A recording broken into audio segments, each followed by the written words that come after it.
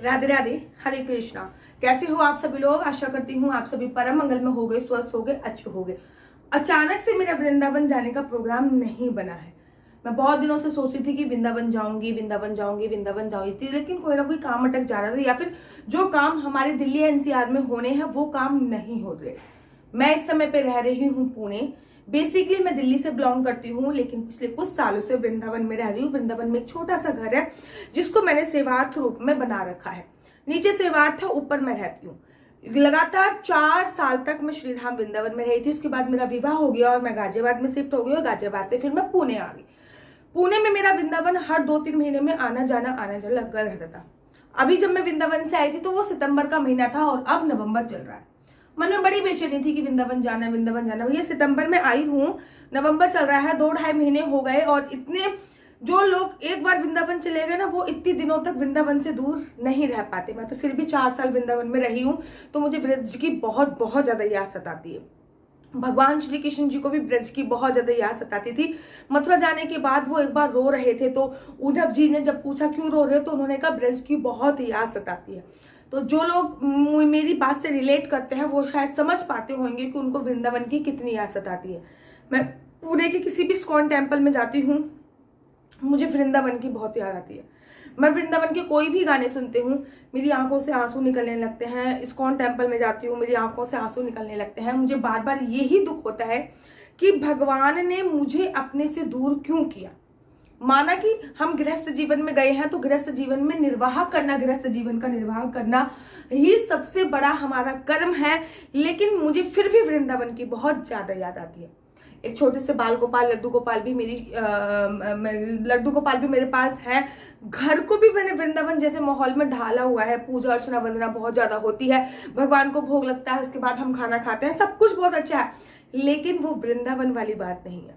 तो जब मैं सितंबर में आई थी ना, उसके बाद मेरे मन में बड़ी उत्साह हुई। जब मैं वृंदावन जाती हूँ ना, तो मेरा एनर्जी लेवल ये होता है कि मैं वृंदावन जा रही, वृंदावन जा। और जैसे ही मैं वृंदावन से आती हूँ, मेरा आरओ बिल्कुल नीचे गिर जाता है, कुछ ऐसे ही मेरा एनर्जी लेवल बिल्कुल डाउन हो जाता है। तो कुछ ऐसी बातचीत हुई, और हमें गाजियाबाद में कुछ काम हुआ दिल्ली एनसीआर में, और हमारा वृंदावन जाने का प्लान बना, लेकिन वो पोस्टपोन हुए जा रहा था। पहले वो अक्टूबर में हुआ, फिर नवंबर में हुआ, अब वो डिले होके दिसंबर में हो गया। मुझे समझ में नहीं आ रहा था कि आखिर बिहारी जी के चाह क्या रहे हैं। इतने दिन हो गए, मुझे बुला क्यों नहीं रहे, क्यों नहीं बुला रहे हैं। अचानक से हमारे गांव में किसी एक की शादी आई 13 तारीख की, और हमने श्रीधाम वृंदावन जाने का प्लान बना लिया।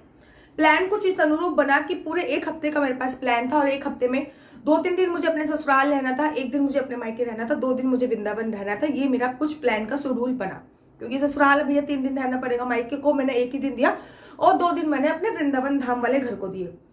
वृंदावन धाम वाले घर को जो मैंने तिथि दी थी, मतलब जो डेट मैंने डिसाइड करी, वो थी 16 तारीख और 17 तारीख। मैंने कहा भाई 16 तारीख को हम राधा रानी के पास जाएंगे, 17 तारीख को बांके बिहारी जी के मंदिर में जाएंगे।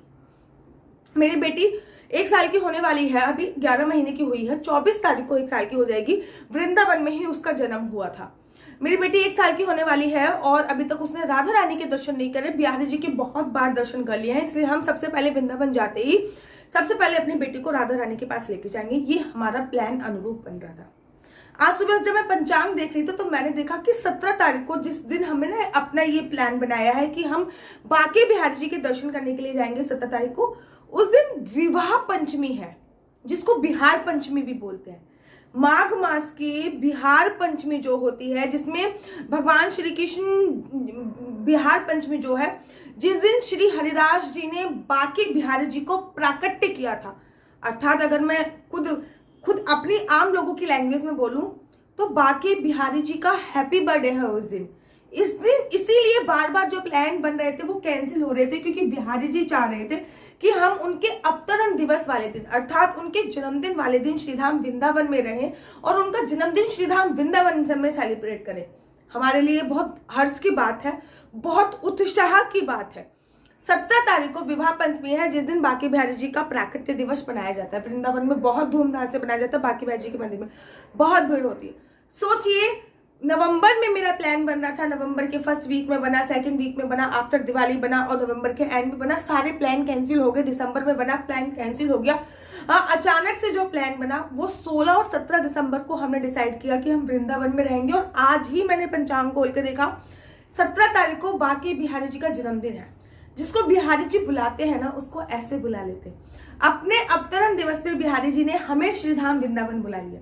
अगर आप भी वृंदावन आने की सोच रहे हैं या कुछ प्लान करना चाह रहे हैं तो फिर आप जरूर 17 दिसंबर, जिस दिन विवाह पंचमी भी बोली जाती है, जिस दिन भगवान राम जी का और सीता माता का विवाह भी बोला जाता है, जिस दिन अनसुजा साया भी बोला जाता है, इसी दिन बांके बिहारी जी का प्राकट्य दिवस श्रीधाम वृंदावन में बहुत धूमधाम से मनाया जाता है।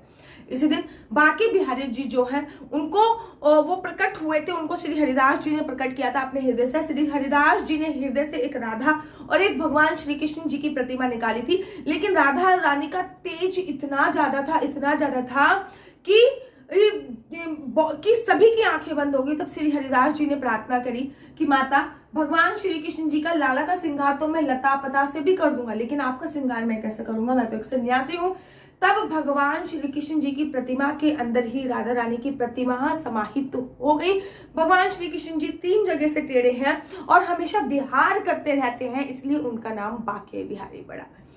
आपके साथ ऐसा हुआ है कि आप बांके बिहारी जी के मंदिर में गए हो और बहुत रोए हो? मेरे साथ ऐसा हुआ है। मेरे को शायद किसी भी चीज की भगवान की कृपा से कोई भी कमी नहीं है, सब कुछ सर्वगुण संपन्न है, लेकिन भगवान श्री कृष्ण जी के विरह में मुझे रोना आता है, वृंदावन विरह में मुझे रोना आता है।